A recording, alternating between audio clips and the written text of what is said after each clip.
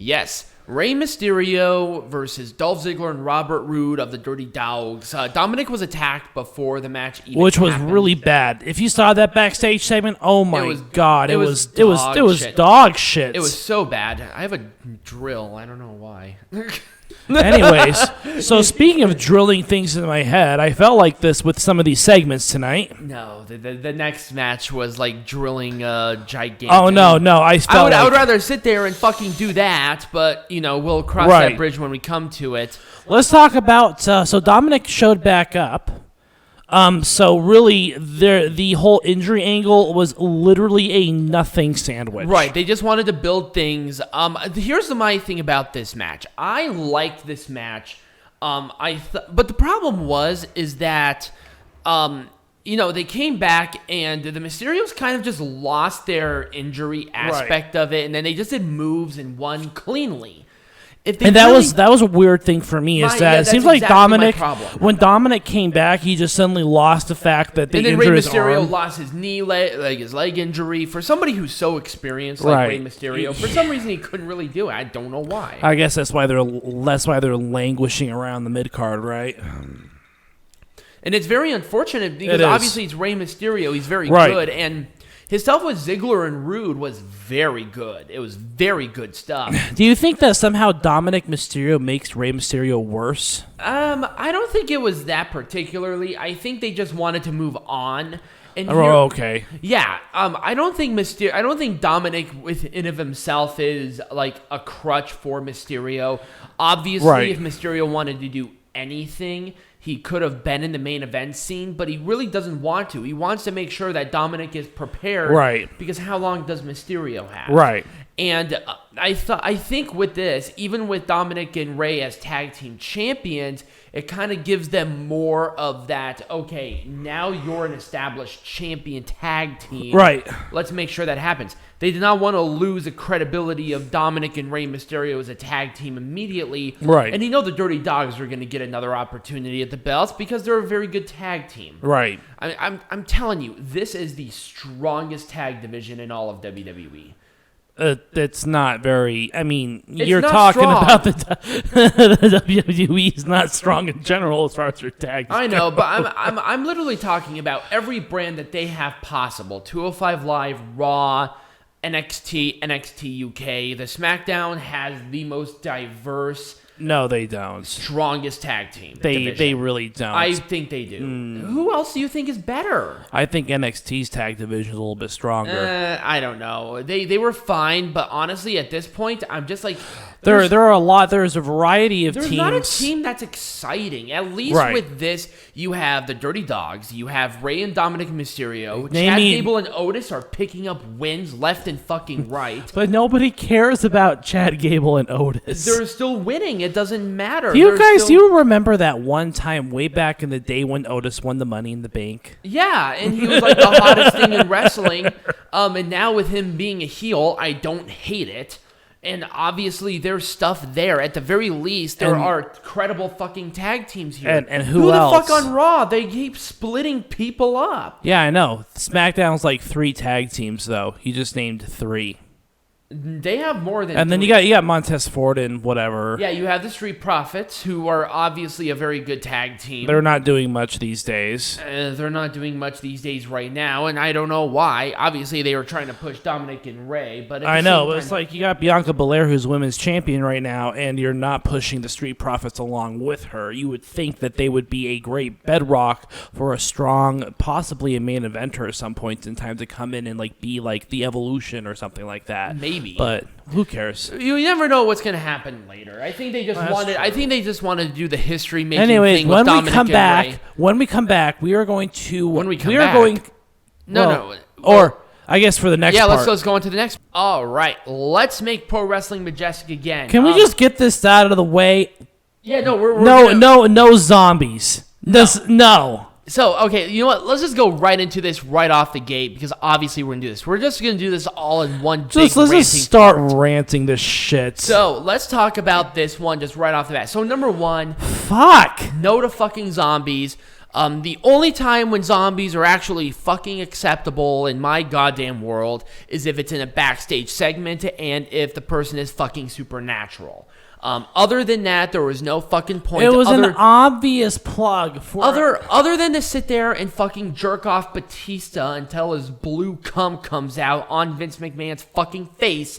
It did not give a fuck. It ruined a match that could have been actually fairly decent if it was an actual lumberjack match between fucking The Miz and goddamn Damian fucking Priest. But no, they did this, and honestly, it devalued them to me as individuals. I mean, you ruined Damian Priest. There goes his run. Bye. Hopefully you go to fucking AEW where maybe you're treated better than dog shit. I know. It's like, this is WWE's MO. So they take someone in from NXT, he's the hottest act, and then what do? You shit all over him. And right, you shit the fucking bed, and then you blame everybody else, is what happens when you have 30 fucking writers. Let's talk about... Well, what's The Miz going to do? Okay, so where does... The Miz is obviously a company guy for life. He's a lifer. He doesn't care what happens. He's gonna get a fucking retirement package and a 401k from this fucking company.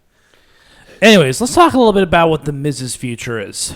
Damian Priest has no future in this company. He's probably going to have a couple of really bad matches. Hopefully he doesn't re-sign. If he does, he's a fucking idiot. And then he's going to go somewhere else. He's going to languish on main event. Yep. He's going to languish on fucking main event like we see every goddamn other person, and I hate it because he's so good. And then what about The Miz? The Miz is going to continue to kind of be that middle-of-the-road guy. Yeah. He's probably not going to win another WWE title. If he does, great, because obviously The Miz has busted his ass. And they made they tried to make chicken salad tonight, but they did it on WrestleMania. They really did. And it's something to really atone to that. But unfortunately, Damian Priest got over by himself, so he's kind of sucked, and The Miz is fine. Who cares? At this point, this kind of ruined it for both of them. Bruce Pritchard and Vince McMahon, you can suck literally the fattest part of my dick. Anyway, let's talk about Rhea. I mean, really, do we really have to say really anything about how to make this more majestic again? Get more comfortable, ladies. You guys were wrestling in quicksand. I know, it was bad. These guys should have practiced. Practice. Oh my God. The rivalry itself was fine. I love the stuff with Charlotte. I really do. Her thing with Sonya Deville, I would honestly, if it was up to me, I would have done some bullshit. And actually had Sonya Deville come out here to continue to perpetuate the favoritism to Charlotte. I want Sonya Deville to be Charlotte's manager. I don't know. I kind of like her still being that authority, but still kind of playing favorites. If they still kind of did something like this to perpetuate that. You know what? They should do a rematch of this with Sonya Deville as a special guest referee. That would be cool. That would be awesome. So here's my thing. This match itself wasn't bad. It wasn't a bad match. The ladies worked hard, but there were just some places where it looked too choreographed. It could have been done a little bit better.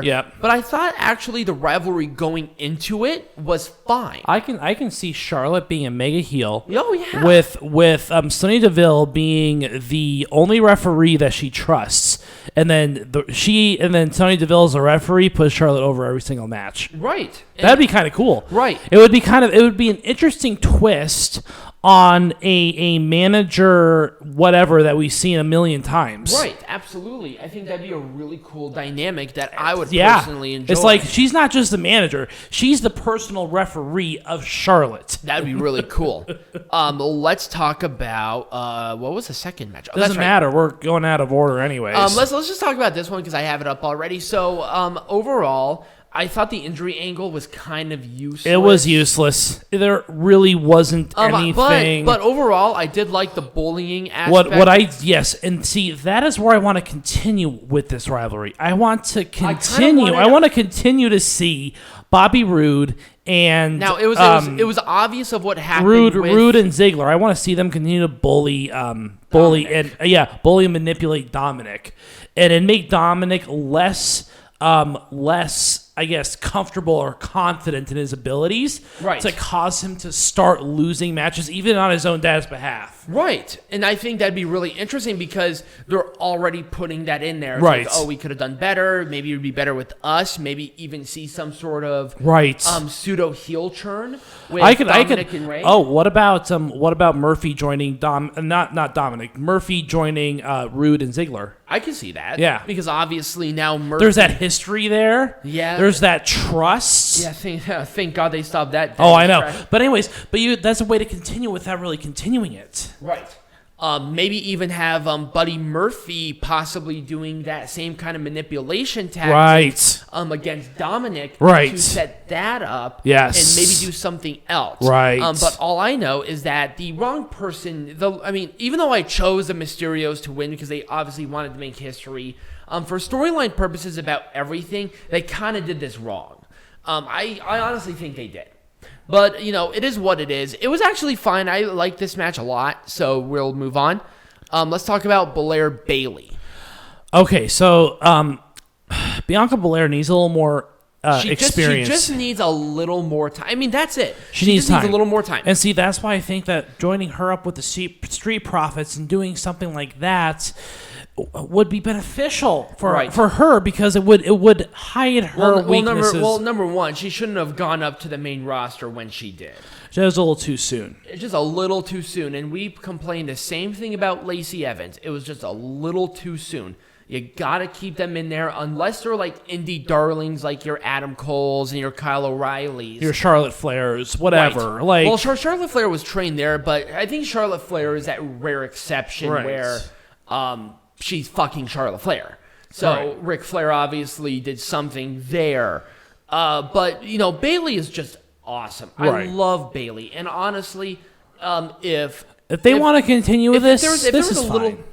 If there was a little more seasoning on that Bianca Belair cake, this match would have been over the top spectacular. Yes, absolutely. And it really wasn't a booking thing. I kind of like that whole Bayley bullying Bianca. But I think at this point, maybe you can't really do that anymore because Bayley lost clean. And see, that's my biggest problem. Well, it wasn't really clean. It was still a roll-up. So honestly, in a way, it wasn't clean. No, it wasn't clean. So you could theoretically do something more with this. That's fine. Yep. Let's talk about this one. At this point, Drew McIntyre needs to get out of the title scene. He does. I'm tired of him having title matches. Me too.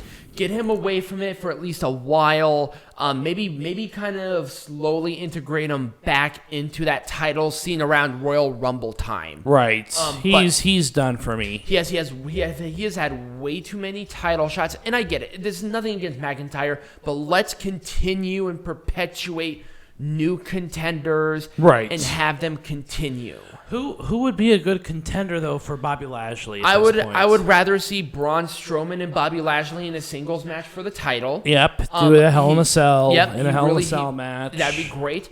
Maybe even a Braun Strowman Drew McIntyre match, number one contender for SummerSlam, at least to get McIntyre away from it for at least a month. Right, but what's Bobby Lashley? What's Bobby Lashley's future? I guess. Who do you see in the pipeline besides these two for the title? I mean, maybe Randy Orton, but Randy Orton's doing this thing with Riddle. Right. With Randy Orton, there's that thing with Riddle.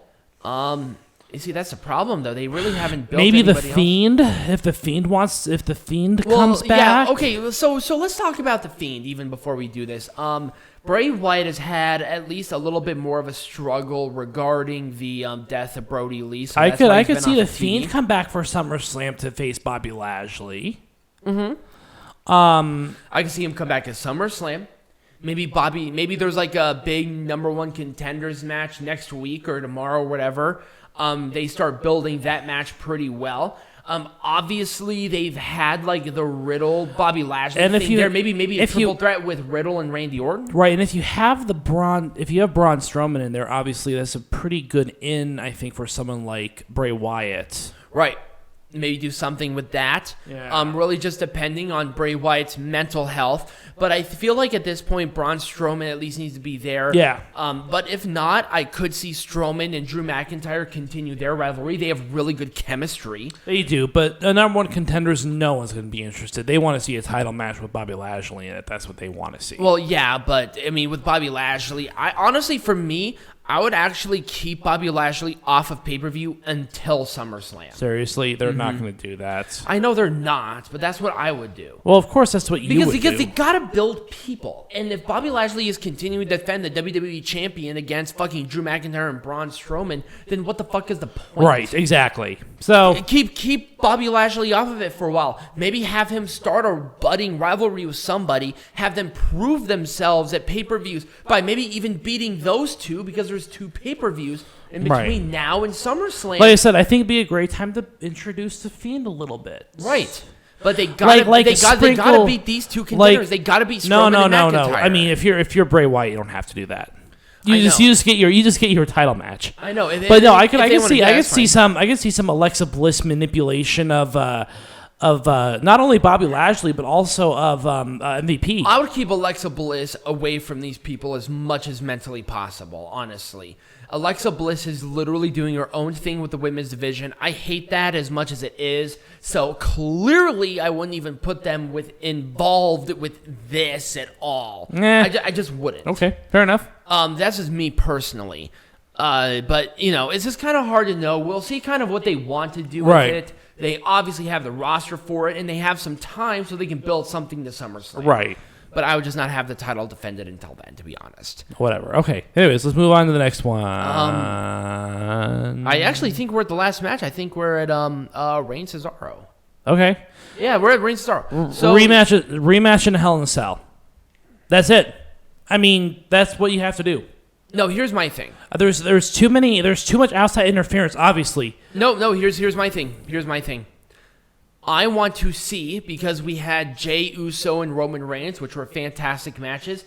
We're seeing that deception. We're seeing that. You want to see Jimmy Uso versus Roman Reigns? I do. I want to see that a couple of times. Cesaro beats Jey Uso to gain that number 1 contendership for SummerSlam, even at Hell in a Cell or the pay-per-view after, which, if I'm not mistaken, that's Extreme Rules. Maybe, yeah. And then Cesaro proves himself again to continue to perpetuate it. Reigns maybe not defend it for a month, because they can't just have the main champions defend it every fucking month. They do it anyways. I know they do.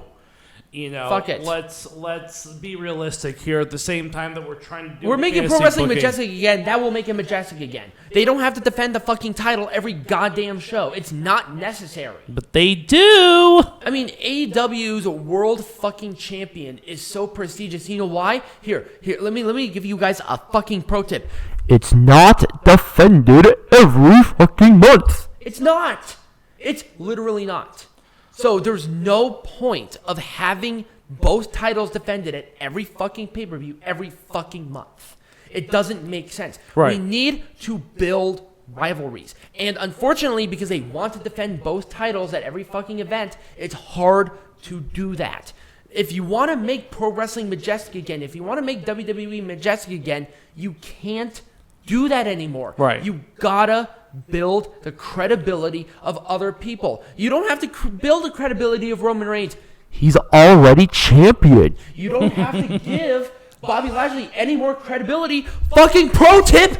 He's already champion. So there's no reason for it. That's why Brock Lesnar was such a great WWE champion. He wasn't defending it every fucking week. He wasn't. That's true. I mean, people always bitch about Brock Lesnar, but then when he was on pay-per-view, it was special because they had time to build those contenders. Because he was champion. Exactly. And people bitch about it, and now I'm sitting here saying, I want Roman Reigns away for a minute. He doesn't have to do it anymore. Like, fuck. You have an Intercontinental Championship, for God fucking sake. Instead of giving a stupid fucking medal to a New Zealander pretending to be Nigerian, how about you build something around that? That's what that title is supposed to be. But no, they want to sit there and jerk themselves off. Anyways, is there anything else you want to add? No, like any other? What about other? Straight into my point. Yeah. Well, what about other titles or anything like that? I would love to see the Raw Tag Team Champions defend the next pay-per-view. I would too. I would honestly love to see the Raw Tag Team Champions defended. They have Viking Raiders back, and they're winning matches. I would like to see something. The Viking like Raiders versus Omos and AJ. That'd be great. That'd be cool. You have, Omos, who's a big powerhouse. AJ, who's... What's going on with our friend Apollo Crews? I told you he's giving stupid medals to somebody who's trying to pretend to be fucking Nigerian. Oh, that's right. He's with Kevin Owens and Sami Zayn, which honestly, I don't mind them being there. A solid little mid-card thing going on there. But with Big E, let's maybe put him up there and start looking at the Universal Champion. Yeah. Because that's what they wanted to do. Right. But they're not doing that right now. Not they're yet. just sitting there jerking off Cesaro, Roman Reigns, and the fucking Usos in a weird gangbang human centipede orgy. It's fine because I like the Usos dynamic, and it's really interesting. Right. Oh, I love it. I really do. And with Raw, I mean, we already just bitched enough and a half about that. But once again, you run into that thing that they're defended every week, and you can't do anything. You got to build more people. Right. You have such great talent. AJ's good where he is, building up Omos. And it's fine because you have that workhorse with AJ, that experience, and Omos is looking like a fucking killer. And I'm so happy about it because they're doing Omos right. So, I mean, really, that's all I really have to say about this. Pink Guy, do you have anything else to add before I start screaming again? No, let's talk a little bit more about the zombies. So, the zombies can all die in a fire. The Miz, but they're already dead. I mean, Maurice has had enough fucking tequila to kill a bull elephant due to watching that, and I'm pretty sure that she put the kids to bed before that because she knew it was going to be dog shit. And hopefully that those two little girls will never see their father in that kind of bullshit because it was just that. It was embarrassing. And Johnny Drip Drip can go fucking to hell, and unfortunately, his wife had to watch him. Hey, hop. No, I'm gonna kill Peanut Gallery later. So anyway, next week we have a very special episode for you next week. I cannot wait. Now, has it been? Now, is this confirmed? This is from the SEC. Okay. We are going to be reading verbatim. There's going to be no wrestling lesson, no heckling from the hard camera. It's literally going to be just one long-form show. We're going to look at an FCC confirmed WWE contract. And not just that, a main eventer contract. Yes, we're talking a Stephanie McMahon-Levesque WWE contract. And we're going to put it right on the goddamn screen. And we're going to go link line, to the bottom of that motherfucker. And we are going to go line by line, a precept by precept, and we are going to dissect the hell out of this contract. Do you think honestly, okay, here's an idea. Do you think we should actually do a live reading? Like a live, yeah. Not pre-recording like we're due, like live. Ooh. You know what? Fuck it. It's going to be live. It's going to be live. It's going to be live. We're going to do it 100% live because there's no cutting, no anything. Right. Live. 100%. Yep. And we'll just have it on the screen. We'll have it on the screen back here. Yep. And we're just going to read right through it. And guess what I'm going to do? I'm going to link the actual PDF in the description so you can read along with us. And that's just how we're going to do it. I'm going to record it for our podcast as well. But if you're on YouTube, you're actually going to watch it live with us. Yes. So that's going to be awesome. So keep a lookout. Subscribe to our channel. Join us down below. Become a patron for really cool content. We're going to have some really cool things where we're going to be adding new shows when we reach certain amount of people adding. And so check that out. And as always, be majestic.